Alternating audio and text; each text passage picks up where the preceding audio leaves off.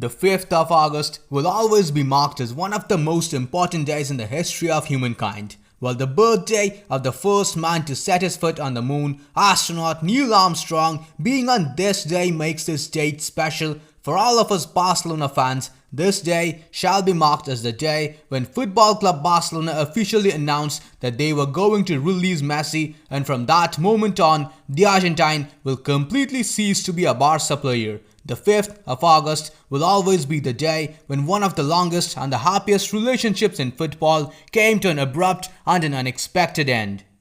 While getting over breakups is always an immensely hard thing to do, I believe it requires no explanation exactly how hard this particular separation was for us. To us and for everyone else who understands the beautiful game, Leo has always been special and he will continue to be the greatest player of all time no matter where he ends up playing. However, it's no longer about him. We, the true Barca fans, need to move on, and so must the club. Hello guys, and welcome back to our channel Barca Admirers, and in today's video I will explain the different possible ways in which Barcelona can line up their team without Messi. We need to accept, just like President Joan Laporta said, that there indeed is life after Messi. And to be quite fair, with a little bit of competence and luck, I believe that we can even make our lives a little bit better than what it was with him last season. So now, let's get straight down to the point without any further delay.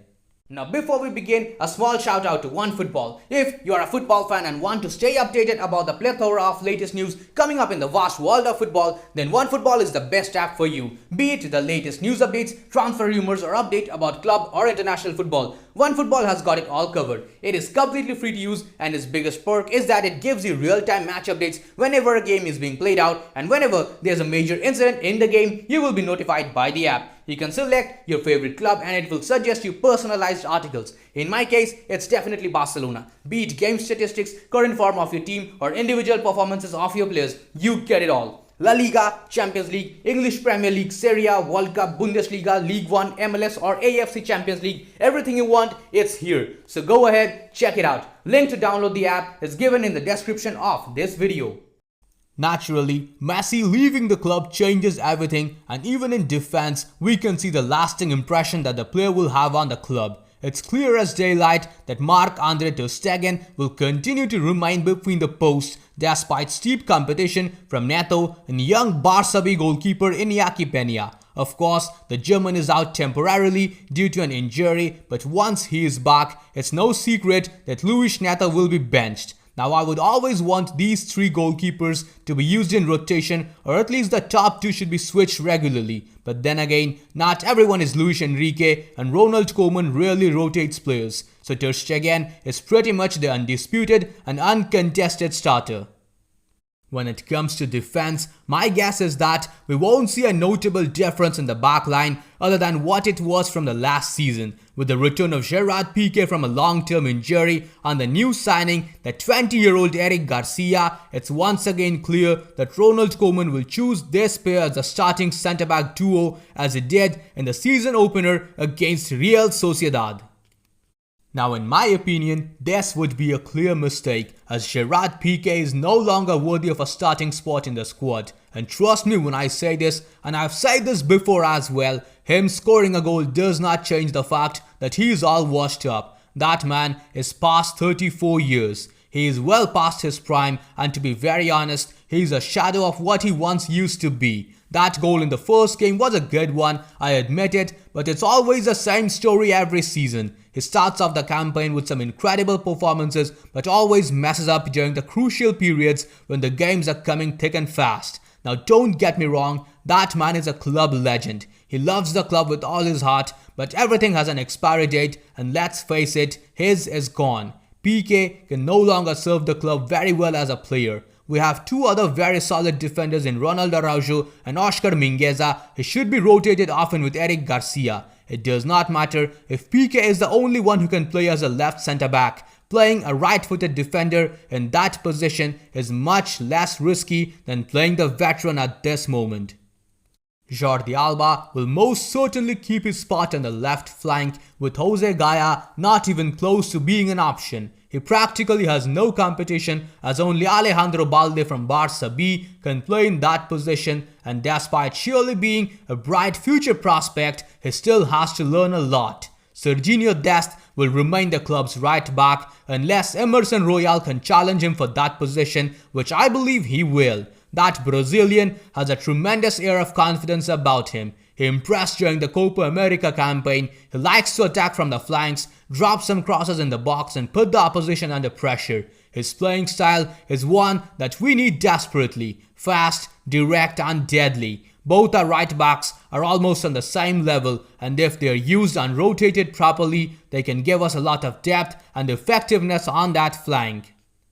Up in the middle of the park, we're most likely to see Sergio Busquets keep his spot at the base of the midfield as the pivot, despite turning 33 in this summer. The Spanish midfielder looked back to his best throughout the last season and led his side brilliantly at the Euro 2020. He did have a slow start to proceedings initially, but the central defensive midfielder proved us all wrong and showed that he still has plenty to offer to Koeman's side. Elite Moriba clearly won't continue, so in case of any emergencies, Nico Gonzalez can be the only one we can look forward to backing Busquets up.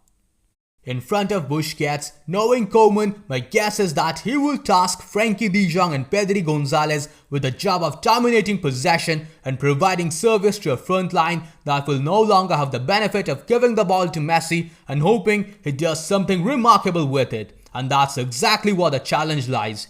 De Jong needs to be much more decisive with his forward runs and his balls into the box. He has a nice strong physique which comes in handy while shaking off tough challenges. Pedri, on the other hand, despite being the gem that he is, needs to be given some rest and rotated with Coutinho or Puig. The Brazilian, of course, is going nowhere as per the latest reports, and if he is staying, we finally might as well make some good use of him. As for Puig, no matter how many times we say that he deserves to be on the pitch, it's common knowledge that he won't be there as Koeman still does not quite like him, the reason for which, of course, is still unknown. Finally, the one we've been waiting for, the attack comes into play. Indeed, it will be this Messi-less front line that will have all eyes on it next season, and in my opinion, in many ways, it may actually turn out to work quite well despite losing the world's best player. For example, the directness shown by Memphis Depay in his first official game and also throughout the preseason was quite impressive, and like it or not, we definitely lacked it before. Anyway, back to the lineup. Assuming everyone is fit and able, Koeman will likely go with a front three of Ousmane Dembele on the right wing, Antoine Griezmann on the left flank, and then Memphis Depay playing through the middle as a false number 9. Our very own Ansu Fati, yet another star in the making, however, may also occupy the left wing once he returns from injury, which means that Griezmann may either be benched at times or really be used as a pivotal attacker who operates just behind the main forward line. With our main man now donning the colors of PSG, it's time for Fati to step up. And please guys, no more of that. He is still too young, so let's not overburden him with our expectations or any other excuses like that. This is a turning point in the career of this little kid from our very own La Masia, who has been proving himself consistently on the biggest stages ever since he was 16. Everyone needs to grow up, and it's time for Ansu Fati to take the next step. Another serious contender for the right wing spot is Youssouf Demir. The kid has already impressed a whole lot of people with his brilliant movement both on and off the ball. He has already entered the good books of the manager, and if he impresses further, we can turn his loan spell into a permanent one next season.